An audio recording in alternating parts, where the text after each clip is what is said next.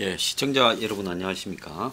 이번 주부터 앵벌대학 301호 앵벌대학이라는 거는 앵그리블루 대학. 그래서 저희 사무실이 삼청에 있습니다. 삼청에 저희들밖에 없으니까 301호.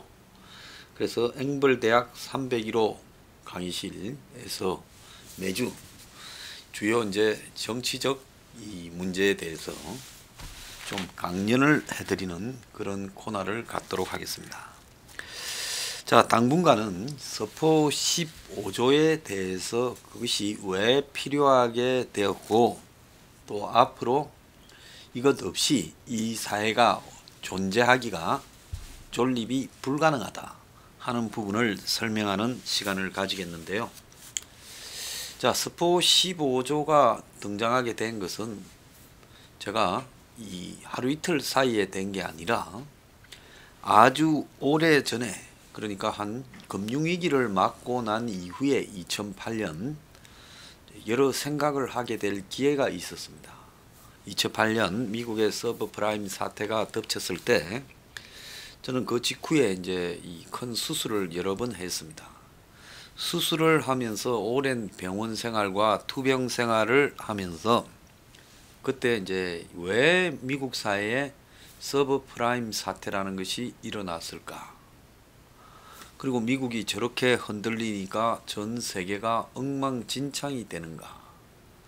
그래서 미국 사회가 우리가 알던 이전에 번영하고 시스템이 잘 갖춰져 있고 부패가 없고 법과 제도가 완벽하지는 않아도 그래도 지구상에서 가장 좋은 국가라고 알고 있었는데 어떻게 미국에서 저런 일이 벌어질 수 있을까 하는 의문이 들었습니다. 그래서 그 의문을 가지고 제가 나름 고민을 좀 했어요. 미국에서 서브프라임 사태가 나게 된 가장 큰 원인은 미국의 월가라고 부르는 미국 사회를 움직이는 돈줄, 이것이 세계화를 맞이해서 다국적 기업과 그리고 이 신자유주의를 등에 업고 전 세계로 이 번져갔습니다. 즉, 이 자본에 의한 전 세계 지배도 동시에 이루어졌죠. 자, 그리고 미국은 다 알다시피 달러 기축 국가입니다. 그러니까 기축 통화라는 것을 달러를 가지고 있으면서 이것이 전 세계 무역에 지금 달러를 통해서만 할 수 있다. 이렇게 되어 있습니다. 그리고 미국에는 온갖 자원이 다 나오고 또 산유국이고 그때 막 미국에 이제 세일가스 오일도 이제 고민해본다 이럴 때였습니다. 그럼 미국에서 어떻게 저런 금융위기가 발생했을까 고민을 좀 하고 책을 많이 읽었어요. 그때 읽은 경제학 책만 대부분 서점에 있는 거 다 읽었습니다. 옛날 것도 찾아서 읽고요. 근데 그 결론을 갖다가 내려보면 미국의 이 월가와 그리고 워싱턴 DC의 이 백악관 이 사이의 유착, 그리고 이 캐피탈이라고 부르는 의회와의 유착, 이런 부분들이 궁극적으로 미국의 금융 위기를 불러왔다. 그래서 과거 대공황을 막고 그래서 대공황 때 금융 위기를 갖다가 이렇게 일으키게 된 주요 원인들, 특히 은행, 투자은행, 주식 거래 이런 부분에 있어서 교훈을 만든다고 굉장히 엄격하게 지금 이후 법적인 장치를 해놨는데 금융위기가 나기 한 10년 전부터 그런 부분들을 다 해체해버렸다. 그래서 미국에서 금융자본가는 온갖 형태의 장난을 자기 나름대로 다 칠 수 있다. 정말 놀라운 것은 저렇게 큰 사고를 쳐놓고 깜빵에 간 사람이 아무도 없었다는 겁니다. 자, 그렇게 큰 사고로 수조 달러의 이 달러들이 미국 국채로 발행되고 미국에서 집과 직장을 잃은 사람이 제가 봤을 때 한 500만 원 잃었을 겁니다. 그런데도 불구하고 그 책임을 아무도 지지 않는다. 그래서 가만히 보니까 월가에 있다가 골드만삭스 같은 데 있다가 미국 백악관에 지금 들어와서 경제 자문관을 하든가 뭐 경제위원회 위원장을 하든가 안 그러면 재무장관을 하든가 이러다가 또 월가로 돌아가고 이 해전문으로 도는 겁니다. 이거는 뭐 민주당의 클린턴 정부 때나 조지 W 부시 정부 때나 변함없이 돌고 있다. 그래서 제가 느꼈죠. 아, 미국 사회라는 게 우리가 할리우드 영화에서 보던 정의로운 사회가 아니구나. 이것도 한마디로 썩어서 좀 문드러진 사회의 일단이 그야말로 이 서브프라임 모기지 론에서 터져버리고 그것이 금융위기로 일컬어지구나, 이런 생각을 했습니다. 자, 그때 이후로 금융위기를 극복하기 위해서 미국, 일본, 중국, 유럽 등이 엄청난 돈을 풀면서 G20라는 조직을 만들고, 그래서 각 나라의 환율과 또 관세를 갖다가 논의하고 이렇게 했지만은, 제가 볼 때는 이 금융위기가 만드는 위기는 그냥 단지 서브프라임 모기지 론 때문에 터진 게 아니라 올 것이 왔다라는 이런 생각이 들었습니다. 뭐가 올 것이 왔냐? 이미 미국은 제조업을 포기하고, 미국에는 나무로 애들 장난감을 만드는 공장도 하나 없다는 거죠. TV를 만드는 공장도, 냉장고를 만드는 공장도 없고, 자동차 공장이 몇 개 있지만은 전부 빌빌 싸서 정부에서 구조조정 자금이 들어가고, 금융위기 때요. 미국의 전체를 봐도 조선 배를 만드는 제대로 된 공장이 없고, 그럼 미국은 제조업을 사실상 포기한 국가인가 하는 생각이 들었습니다. 그래서 WTO 그리고 자유무역, 그래서 이제 FTA라고 해서 이 자유무역들을 계속 늘려갔지 않았습니까? TPP라고 일본, 미국 주도로 만들려다가 나중에 이 트럼프가 되고 빠졌지요. 그런 시도들 계속 있었지만 이것이 과연 미국과 전 세계를 행복하게 만들고, 그리고 비교 우위, 절대 우위라는 우리가 경제학 교과서에서 배운 그런 일들이 실현되는 것인가? 아니면 이것이 그야말로 전 세계를 경제적 붕괴로 이끌고 가는 건가에 대한 제 자신의 좀 의문이 들었습니다. 그래서 기존 경제학이라는 부분을 우리가 다시 좀 검토해 봐야 된다. 원래 경제학은 20세기 초 이전에는 정치 경제학이라고 불렀죠. 따로 경제학이라는 학문이 없었습니다. 경영학이라는 학문은 미국에서 50년대 이후에 기업들이 급성장해 갈 때 새로 생긴 학문이고요. 그러면 원래 경제학이라는 것이 별도의 학문이 아니라 정치 경제학이라고 불렀다라는 것은 경제는 이꼴 정치다라는 것을 의미하는 거죠. 자, 그런데 미국의 금융위기가 오기 전까지는 전 세계를 지배한 논리가 신자유주의 그리고 세계화였습니다. 그래서 미국도 WTO에 중국도 가입시켜주고 열심히 이 세계화를 지향을 했죠. 그리고 사람과 돈과 상품이 국경이 없이 넘나들 수 있는 세상이 점점 만들어지고, 유럽에는 EU라는 유럽 전체를 총괄하는 그런 이 조직체가 만들어졌습니다. 그래서 EU 안에는 사람과 돈과 상품이 자유롭게 이동한다. 그래서 2000년대 초만 하더라도 EU를 통해서 결국 유럽의 이상이 실현되고 전 세계가 하나의 블록으로 갈 수도 있지 않겠느냐, 궁극적으로는 그런 환상이 지배했을 때입니다.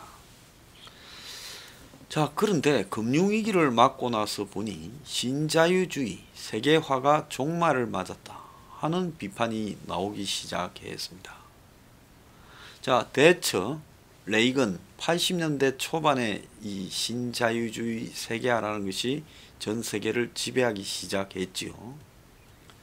자, 그러면서 그 논리는 30년가량 세계의 모든 나라들의 보편적인 논리인 양 받아들여졌는데, 금융위기를 딱 맞으니까 나온 비판이 이 세계화는 거짓이다, 신자유주의는 거짓이다라고 이야기가 나오기 시작했습니다. 그래서 제가 그때 이제 고민을 좀 했어요.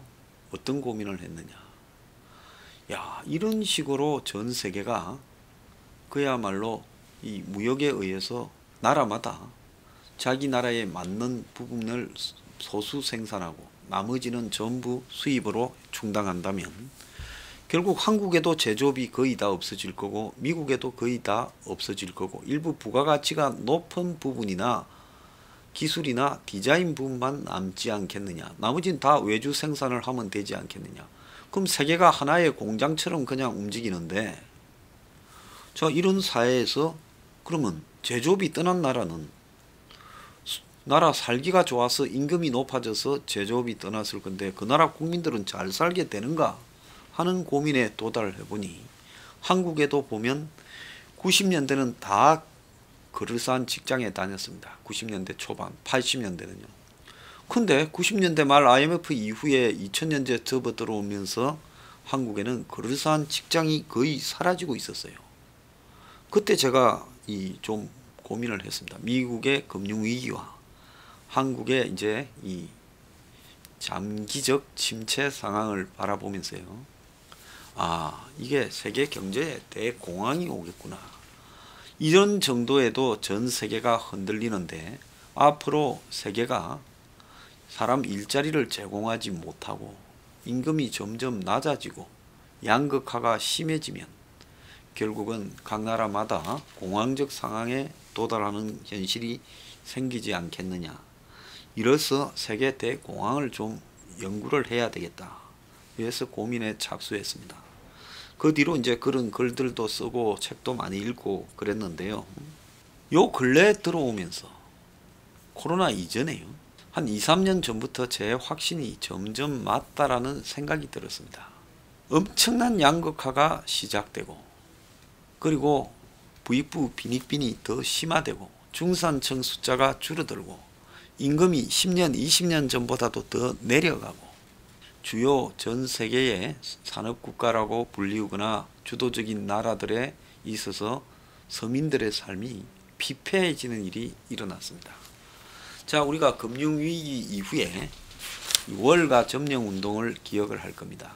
한때 대단한 기세를 부리다가 소멸되었지만은 그 월가를 점령하다라는 그 운동의 기본적인 생각이, 자, 월가가 지배하는 사회에서 그게 세계화고 신자유주의인데 젊은 사람이 갈 일자리도 없고, 그리고 부는 극소수에게만 집중되는데 그는 월가 같은 자본가와 자본 투자자들, 그리고 그런 회사에 있는 고위 임원들, 그리고 일부 미국의 샌프란시스코 실리콘밸리에 있는 이 IT 기업들, 그리고 할리우드 같은 엔터테인먼트 종사하는 사람들, 이 사람들 빼놓고는 잘 나갈 사람이 없겠다라는 생각이 들고, 그리고 미국에도 중산층이 붕괴되어 가고, 그리고 백인 노동자 계층도 60년대 70년대만 해도 살만했는데 자기 집 가지고 차 몰고 백인 노동자들이 살만했죠. 근데 그들이 다닐 직장이 없어져 버리면서 러스트 벨트라는 것이 오대오 연안에 쇠락한 도시들이 생겼습니다. 자, 그러면서 백인 노동자 계층들이 엄청나게 불만을 품고 있고, 또 대학을 나온 백인 청년들이 20, 30대 청년들이 사회에 불만을 품고 있고, 그런 두 가지 양상이 금융위기 이후에 보여졌어요. 자, 2016년이 되었습니다. 영국에서는 런던을 뺀 지방 도시가 다 봉기를 해가지고 브렉시트를 통과시켜 버렸습니다. 엄청난 충격이었고 캐머런 정부가 무너졌습니다. 영국이 어떻게 그냥 말장난으로 시작한 브렉시트 투표가 영국 총선을 이기려고, 그래서 총선에 불만을 가진 사람한테 달래기 위해서 내 투표 한번 해볼게, 이유 때문에 지금 이 영국의 삶이 피폐하다면 투표해서 결과대로 할게라고 진지하지 않게 던진 게 실제 통과돼 버리면서 엄청난 충격을 줬습니다. 그리고 유럽의 각 나라의 선거에 거구가 약진하기 시작했습니다. 그때 미국에서 치러진 선거가 민주당에는 샌더스, 공화당에는 트럼프, 이 두 사람이 휩쓸고 다니기 시작했습니다. 그래서 30여 명의 후보가 트럼프한테 나가 떨어지고, 샌더스는 아주 새를 떨치면서 마지막에 힐러리가 그야말로 저 수구적인 미국 민주당을 총동원하다시피 해서 편파적인 판정과 압력으로 샌더스를 주저앉혔습니다. 이번에도 역시 바이든이 거의 맛이 갔는데 미국 민주당 기득권들을 다 동원해서 샌더스를 주저앉혔죠. 자, 그런데 이 트럼프라는 사람이 결국 자극한 것은 미국의 백인 노동자 계층의 불을 지른 겁니다. 샌더스는 20, 30대 청년층의 불만을 불질렀고요. 이 두 개는 사실은 다른 것 같아도 주 지지층만 다를 뿐이지 내용상으로는 이란선 쌍둥이다라고 저는 보고 있습니다.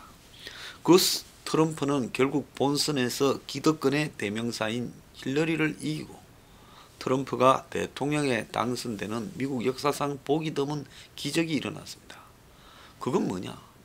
미국의 광범위한 중산층 이하의 사람들이 미국 정치가 이미 국민에게 멀어졌다.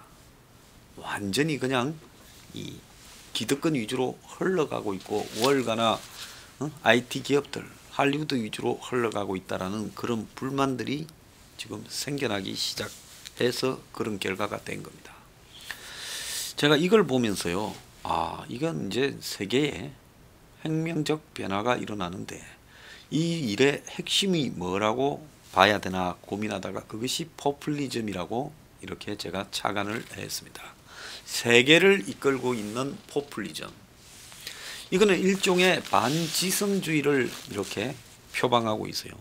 이 포퓰리즘의 지성이라는 부분이 들어가지 않습니다. 그럼 지성이라는 것은 우리가 대의민주주의에서 각 나라를 지배하는 지도 그룹들이 그야말로 인텔리 많이 배운 최상층들이 지배를 하도록 그들을 뽑아서 나라를 맡긴다 했는데 이제 미국에서 가만히 보니 욕 잘하고 험한 말하고 쌍놈 중에 쌍놈으로 꼽히는 트럼프가 미국 국민들이 선택했어요. 왜? 트럼프의 반지성주의가 그들에게는 그럴싸했던 겁니다. 그러니까 트럼프의 반지성주의가 먹혀들 정도로 그럴싸했다라는 것은 미국 사회가 골마도 한참 골맞기 때문에 그게 먹혀들 수 있었겠죠. 자, 그래서 트럼프가 미국 대통령이 됐습니다. 자, 트럼프가 대통령이 되고 난 이후에 이 미국 사회는 완전히 이제 양분이 되어버렸습니다. 자, 트럼프를 두려워하는 계층과 또 샌더스 같은 민주당의 20, 30대의 혁명을 두려워하는 계층. 거의 뭐 노골적으로 대놓고 사회주의라죠. 이번에 민주당의 이 중산층 이상의 백인들이 똘똘 뭉쳐서 겁을 먹고요. 그래서 바이든을 이렇게 당선시키고 후보로 샌더스를 또 떨어뜨렸습니다. 자, 그런데 트럼프는 공화당을 붕괴시키고 자신이 공화당을 차지해서 후보가 되는데 성공을 했죠. 자, 이런 모습까지 쭉 지켜보면서 앞으로 그럼 세계는 어떻게 갈 거냐? 장기 저성장은 기본이고 양극화도 기본이고 그리고 세계화와 신자유주의의 엄청난 후유증들이 각 나라마다 다수의 이 서민 빈곤층을 양산하고 중산층의 붕괴를 갖고 올 거다. 이 극단적인 양극화가 대중들을 자극하고 그들이 길거리로 나오게 되고 그들을 자극하는 히틀러류의 선동가들이 생겨날 거다. 그래서 이런 부분이 아시아에서는 사회적 모순 때문에 대중의 뜻이 정치로 잘 피력이 안 되기 때문에 좀 늦게 나타나겠지만 유럽이나 미국 같은 데서는 그런 것들이 정치적인 제한이 없으니까 대중들의 그런 욕구 불만이 포퓰리즘이라는 행태로 빨리 나타나겠구나 생각을 했는데 아니나 다를까 북유럽뿐만 아니라 유럽 전역이 포퓰리즘으로 가게 되고 민주주의의 경력이 짧은 이 헝가리나 폴란드 같은 나라는 거의 동유럽에서는 상당수의 나라가 독재로 지금 흘러 들어가기 시작했습니다. 슬로바키아 같은 나라도 그렇고요. 그런 나라가 한두 개가 아니죠. 그래서 파시즘적 독재로 동유럽이 흘러가고 서유럽에는 그야말로 포퓰리즘이라고 부르는 극우 세력들이 득세하기 시작했습니다. 트럼프도 일종의 극우라고 봐야 될 부분이죠. 자, 여기에 공통점은 뭐냐? 보호무역, 국경차단, 그리고 뭐 각종 기구에서의 탈퇴. 트럼프도 뭐 지금 보면 WHO에 돈 안 내겠다, 뭐 파리 환경기후협약에 탈퇴하겠다, 뭐 곳곳에 트럼프의 국제기구에서 빠지는 쪽을 선택하고 있지 않습니까? 지금 영국이 브렉시트로 EU에서 빠지는 것도 똑같은 이치라고 봐야 돼요. 자, 그리고 이제 그들이 주장하는 부분은 이제 기득권을 타파해야 된다는 쪽으로 가고 있었던 겁니다. 자, 그런데 점점 세계는 다 침체 국면으로 빠져들기 시작했어요. 금융위기로 극복됐다, 엄청난 돈을 풀어서 다시 경제가 살아난다라고 이야기를 할 때, 미국 경제 살아난다 할 때 저는 아니다, 미국에 늘어나는 일자리는 그야말로 이 3만 불, 2만 불 같은 허접한 일자리만 늘어나지 전체적으로 미국의 안정적인 일자리는 줄어들고 극단적인 소득 양극화가 발생하고 임금은 점점 적어지고 있다. 그래서 미국 사회가 지금 절대 호황이 아니다고 생각을 했어요. 많은 사람이 다 미국이 호황이고 뭐 또 한국의 문재인이 재수가 좋아서 세계 경제가 호황일 때 대통령이 돼서 걱정 없다. 2017년 겨울에요, 경제 전문가들이 모인 모임에 한번 갔더니만 그런 소리를 해서 그 뒤로는 절대로 그런 데 제가 안 갑니다. 나보다도 더 모르는 사람 모임에 가서 내가 시간 낭비할 필요가 없다라고 생각을 했죠. 자, 그러면서 지금 거대한 퍼펙트 스톰 같은 먹구름이 전 세계 경제를 향해서 닥쳐오는 부분이 눈에 보였어요. 그래서 코로나 이전에 1월 이전에 한국의 경제가 어땠는지를 한번 생각해 보세요. 자, 소득, 수출부터 투자, 소비 전부가 다 무너져가는 모습들이 이렇게 보였고, 불황이 심화되어 가고 있고 실업률이 높아지는 부분이 발생을 하고 멀쩡한 부분이 별로 없을 정도로 어렵지 않았습니까? 코로나 때문에 어려워진 게 아니에요. 코로나는 그걸 갖다가 눈에 드러나게 앞당긴 것을 한 것일 뿐이고 코로나 이전에 다 붕괴되어 가고 있었다는 겁니다. 자, 그걸 보면서 이제 책을 써야 되겠다, 파퓰리즘에 대해서. 그러면서 제가 책만 쓰는 게 아니라 내가 사회운동을 하는 사람인데 이 세상이 무너져 가고 있다. 이 무너져 가는 세상에서 사회를 지속시키려면 포퓰리즘 시대를 감안한 채 이 포퓰리즘 시대에서 중산층이나 서민이 진짜 사막을 건너는 법을 배우도록, 또 그들이 그렇게 살아남을 수 있도록 도울 수 있는 제도가 뭐냐라는 부분에서 제가 고민을 하다가 그것을 좀 요약해서 정책화해서 밀어붙여서 관철시키지 않으면 한국 사회가 유지될 수 없겠다. 그래서 이거를 갖다가 내가 하나 좀 만들었어. 대선 무렵에 집중적으로 관철시켜서 거대한 흐름을 만들어내서 서민 포퓰리즘이라고 이름 붙인 이 부분이 대중에게 거대한 흐름이 되어 그리고 이 정책으로 확정될 수 있도록 하는 운동을 해야 되겠다. 그래서 제가 그 내용들을 정리하기 시작한 것이 서포 15조라고 부르는 서민 포퓰리즘 15조입니다. 이걸 한다고 하니까 이름이 다 좋은데 내용은 서민혁명이라 해라, 서민민주주의라 해라, 별의별 간섭을 저한테 다 했어요. 사람들이, 특히 가방끈이 긴 먹물들이 저한테 많이 그랬습니다. 제가 포퓰리즘이라고 이름을 정확하게 걸은 것은 정면으로 돌파해야 된다. 포퓰리즘이라고 비판할 거예요. 이름을 서포라고 안 하고 서민혁명이라 해도 포퓰리즘이라고 할 거예요.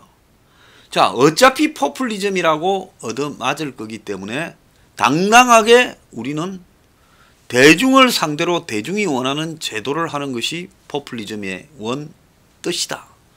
그래서 우리는 포퓰리즘이 오늘날 마치 대중에 영합하는 정치를 하는 것을 말하는 비판적인 용어로 쓰여지고 있는데 그게 아니라 정치가 대중하고 너무 멀어졌다. 현대 대의민주주의 체제가. 그러니까 선거 때만 잠깐 숙였다가 선거 끝나면 저 하고 싶은 대로 하고 좌우니 진보니 보수니 하지만 이것들이 타는 근본적인 짓거리는 똑같아. 그들은 진정으로 서민의 삶을 위하지 않는다. 그러면 누가 주인이 되어서 서민의 삶을 이끌어갈 거냐? 그것은 서민 스스로가 정치에서 벗어나서 주인이 되는 길밖에 없다. 이런 고민에 도달해서 제가 평소에 오랫동안 생각해오던 한국 사회의 문제들을 정리해서 만들어서 요약한 것이 서민 포퓰리즘 15조입니다. 그래서 왜 제가 서민 포퓰리즘 15조를 만들게 되었는가 하는 걸 지금까지 설명드렸고요. 그래서 작년 6월 22일 날 우리 홍대 앞에서 양화대교 건너서 산업은행 앞에 등 갈 때 이걸 발표했는데 그 이후에 이제 코로나가 덮쳤습니다. 근데 이 코로나가 그야말로 대공황에 버금가는 대대공황적인 위기를 갖고 오는 것을 목격하며 이제 이 서민 포퓰리즘이 현실화될 시간이 더 앞당겨졌구나 이런 생각을 하면서 이제 신발끈을 묶고 뛰어야 될 때다 제가 생각을 했습니다. 그래서 오늘 1부는 제가 왜 서포 15조가 등장하게 되었는가 하는 이 역사적이고 세계사적인 시대적 흐름을 여러분들에게 말씀드렸습니다. 내일은 코로나 이후의 사회가 서포 15조 없이 유지되지 않는다라는 것을 말씀드리겠습니다. 감사합니다.